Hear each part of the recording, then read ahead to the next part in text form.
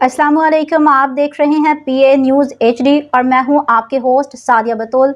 शामिल करते हैं आज की अहम खबर शामिल करते हैं। पाकिस्तान अराई न्यूज़ के चेयरमैन मियां नदीम से चेयरमैन हाजी मोहम्मद अशरफ जावेद ऑल अराई बिरादर्स पाकिस्तान की इजाज़त से जिला विहाड़ी के ऑल अराई बिरादर्स ग्रुप का इजलास दर सदारत चौधरी खालिद हुसैन कादरी अराई मुनाकिद हुआ, जिसमें ऑल अराई बिरादर्स पाकिस्तान की तरफ से शौकत अली फरीदी अराई ने खसूसी तौर पर शिरकत की। इजलास में मरकजी चेयरमैन की तरफ से दिए गए इख्तियारात के तहत ओहदों का ऐलान किया और ओहदों की तफसील कुछ इस तरह है।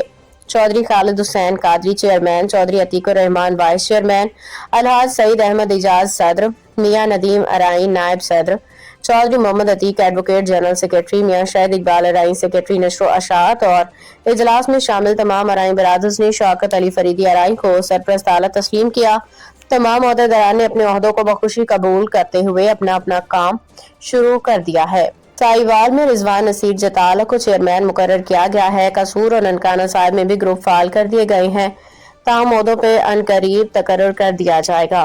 वो सामने नहीं आती, लेकिन फिर बाबा जी ने एक दिन फरमाया कि यार कुछ लोग ना इस गल तो डिस मैंबर हो गए, यानी ऑफ अपना की हो गया, लीव कर गए, छड़ गए ग्रुप ਨੂੰ। ਉਹ ਕਹਿੰਦੇ ਜੀ ਇਸ ਤਰ੍ਹਾਂ ਹੁੰਦੀ। ਮੈਂ ਕਿਹਾ ਜੀ ਗੱਲ ਤੇ ਉਹਨਾਂ ਦੀ ਠੀਕ ਹੈ, ਲੇਕਿਨ ਸਾਡਾ ਮਕਸਦ ਇਕੱਠੇ ਹੋਣ ਦਾ ਇਹ ਹੈ ਕਿ ਅਸੀਂ ਜਦੋਂ ਕੋਈ ਸਾਡੇ ਤੇ ਮੁਸ਼ਕਲ ਵਕਤ ਆਵੇ ਉਸ ਵੇਲੇ ਇੱਕ ਦੂਸਰੇ ਦੇ ਨਾਲ ਸ਼ਾਨਾ ਬਿਸ਼ਾਨਾ ਖੜੇ ਹੋਈਏ। ਮੁਸ਼ਕਲ ਵਕਤ ਕੀ ਹੋ ਸਕਦਾ ਅੱਜ ਦੇ ਦੌਰ 'ਚ? ਕੀ ਮੁਸ਼ਕਲ ਵਕਤ ਹੈਗਾ? ਹਰ ਘਰ ਦੀਆਂ ਆਪਣੀਆਂ ਮੁਸ਼ਕਲਾਤ ਨੇ, ਹਰ ਬੰਦੇ ਦੀਆਂ ਆਪਣੀਆਂ ਮੁਸ਼ਕਲਾਤ ਨੇ। ਐਜੂਕੇਸ਼ਨ ਤੋਂ ਲਾ ਕੇ ਹੈਲਥ ਤੱਕ ਇਹ ਸਾਰੇ ਡਿਪਾਰਟਮੈਂਟ ਆ ਜਾਂਦੇ ਨੇ।